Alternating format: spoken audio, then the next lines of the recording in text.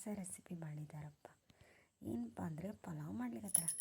ಅಕ್ಕಿ ನೆನೆ ಇಟ್ಟಿದ್ದಾರೆ, ಅದಕ್ಕೆ ಬೇಕಾದಂಥ ತರಕಾರಿಗಳನ್ನು ಹೆಚ್ಚಿಟ್ಕೊಂಡಿದ್ದಾರೆ.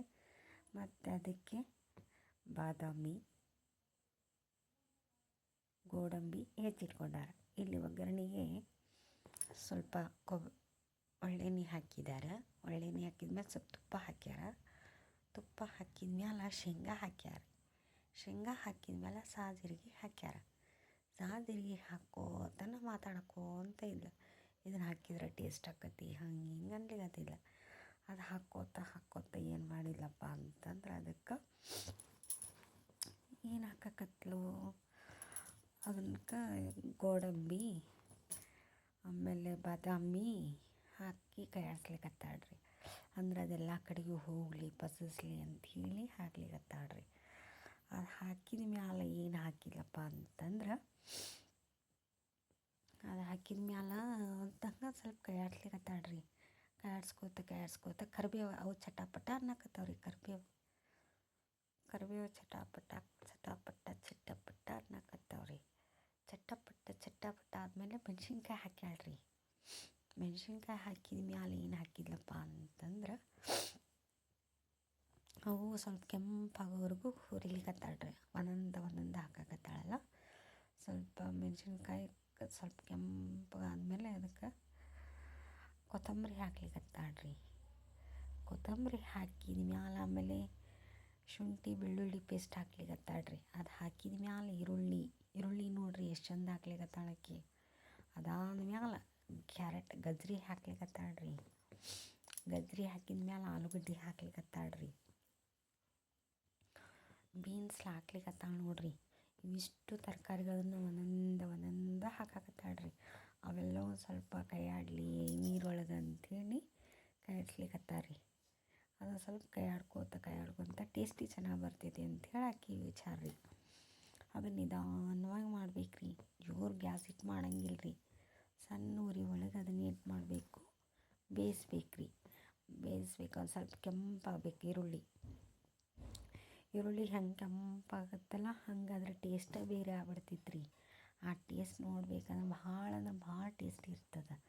ಅದಕ್ಕೆ ಹೇಳ್ತಿರ್ತಾರೆ. ಅದಕ್ಕೆ ಏನು ಹಾಕಿಲ್ಲಪ್ಪ ಅಂದ್ರೆ ಮಸಾಲ ಪುಡಿ ಹಾಕಿಲ್ಲ ರೀ. ಏನು ಹಾಕಿದ್ಲು, ಮಸಾಲ ಪುಡಿ ಹಾಕಿಲ್ಲ ರೀ. ನೆಕ್ಸ್ಟ್ ಮತ್ತೊಂದು ತಿರುಗಿಸೋದು.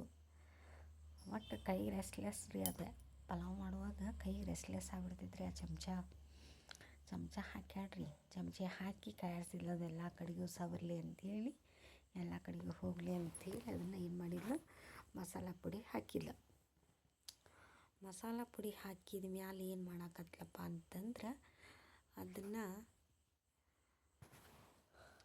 ಸ್ವಲ್ಪ ಉಪ್ಪು ಹಾಕ್ಲಿಕತ್ತಾಳ್ರಿ.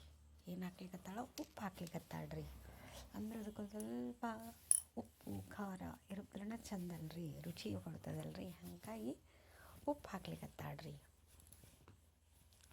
ಉಪ್ಪು ಹಾಕಿದ್ರು ಟೇಸ್ಟ್ ನೋಡ್ಬೇಕಲ್ಲ.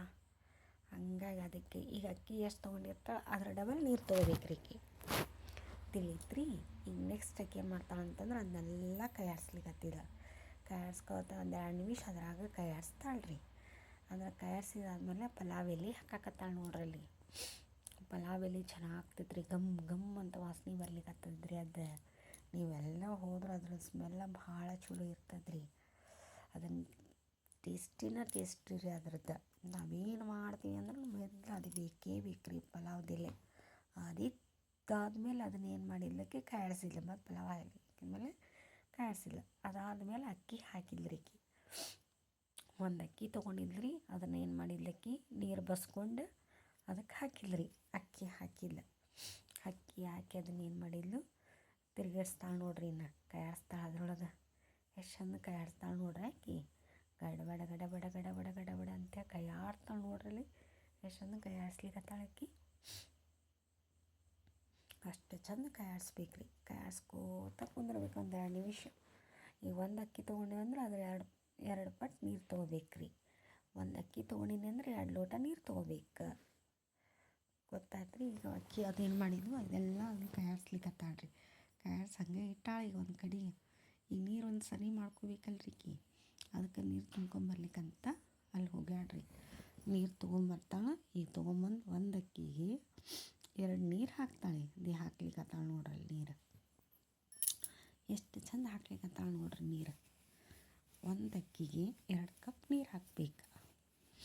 ಹಾಕಿದ ಮೇಲೆ ಏನು ಮಾಡ್ಬೇಕು, ಅದನ್ನು ಒಂದು ಸ್ವಲ್ಪ ಕೈ ಆಡಿಸ್ಬೇಕು. ಎಲ್ಲ ಕಡೆಗೂ ಹೋಗುವ ಹಾಗೆ ಕೈ ಆಡಿಸ್ಕೋತ ಕುಂದ್ರಬೇಕು 1-2 ನಿಮಿಷ.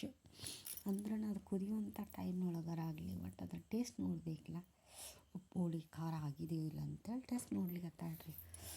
ಏನಾರ ಕಡಿಮೆ ಆಗೈತೇನೋ ಅಂಥೇಳಿ ಅವಳು ಏನು ಮಾಡ್ಲಿಕತ್ತಾಳ, ಟೇಸ್ಟ್ ಮಾಡ್ಲಿಕತ್ತಾಳ. ಅದನ್ನೇನು ಮಾಡಿದ್ವಪ್ಪ ಅಂತಂದ್ರೆ ಅದೆಲ್ಲವನ್ನು ಅದಕ್ಕೆ ಕೊತ್ತಂಬರಿ ಹಾಕಿಲ್ಲ. ಕೊತ್ತಂಬರಿ ಹಾಕಿ ಅದನ್ನೆಲ್ಲ ಏನು ಮಾಡ್ತಾಳಪ್ಪ ಅಂದ್ರೆ ಕುಕ್ಕರ್ ಮುಚ್ತಾಳ್ರಿ. ಸ್ವಲ್ಪ ನೀರು ಕಡಿಮೆ ಆಗಿದ್ವು ಅನ್ಸುತ್ತೆ ರೀ, ನೀರು ಹಾಕ್ತಿದ್ದಾಳ್ರಿ. ಅದು ಹಾಕಿದ ಮೇಲೆ ಕುಕ್ಕರ್ ಬಾಯಿ ಹಾಕಿಲ್ಲ. ಕುಕ್ಕರ್ ಬಾಯಿ ಹಾಕಿದ ಮೇಲೆ ಕುಕ್ಕರ್ ಬಾಯಿ ಹಾಕಿದ ನಂತರ ಪಲಾವ್ ಸಿದ್ಧವಾಗಿದೆ. ಎಲ್ಲರೂ ಬನ್ನಿ ಪಲಾವ್ ತಿನ್ನೋಣ.